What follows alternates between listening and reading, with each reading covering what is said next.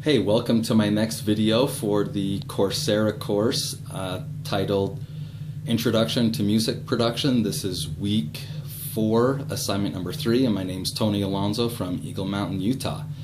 Hey, in this lesson, I'm going to teach you about signal flow for this mixer, as well as introducing you to a single channel. And when I first obtained this mixer, I was pretty overwhelmed by it. It has all kinds of knobs and switches and everything, but once you learn one channel, you know how they all operate. This is a Yamaha MX200, and it's a 16 channel mixer. So let's zoom in and get started on this. Let's take a look at channel 1. The signal path begins with an input, and so this is XLR input, this is a 1/4 inch input, and this is a TRS input. And then this is the input selector switch. So if I put it on A, it will select the XLR input. If I enable it to B, then I'm dealing with my 1/4 inch input. Down here is a 20 decibel pad, and what that does is it'll reduce the incoming signal by 20 decibels in case the signal's too hot or too loud for the channel.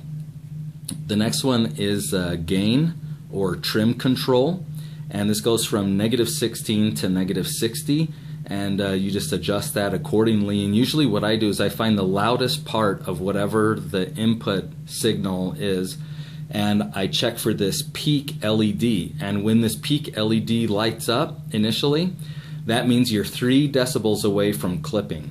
And so you should see this barely come on at the loudest part of whatever you're sending through your input, and then you know your volume level is where it needs to be.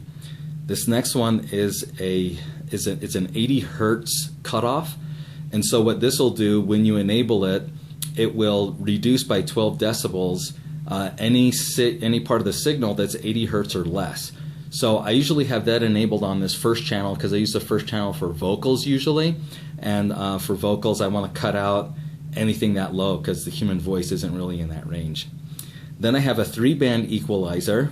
I have high, mids, and lows, and these go from -15 to +15, so you can tweak and adjust that as necessary.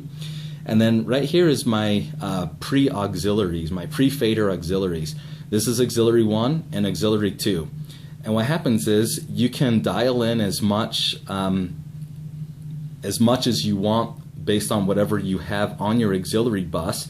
You can assign things to your auxiliary, and let me show you what I'm doing with that as an example.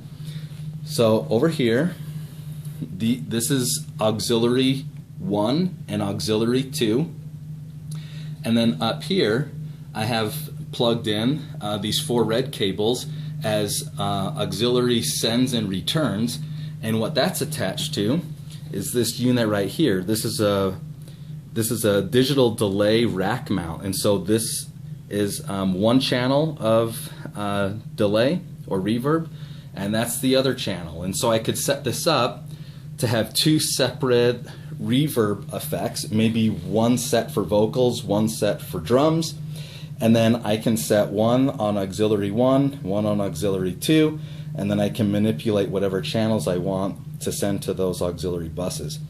These 2 auxiliaries are post fader, and then we come down here to the pan. You could pan left or pan right. This on off is for the actual channel, so any channel you're not using should be turned off, any channel you are using should be turned on. This PLF is the pre-fader. You can listen to whatever the signal is before it hits the fader. And then here's the fader itself for this channel. And then what happens to the signal after that is it'll go over here to, this is my left and right stereo output.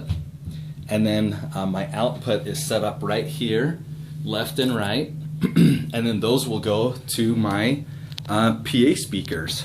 And there's the one on the left. It's kind of dimly lit room.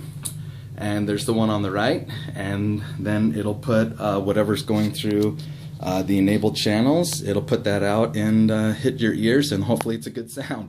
So hopefully you enjoyed this video and found it informative, and thanks for watching.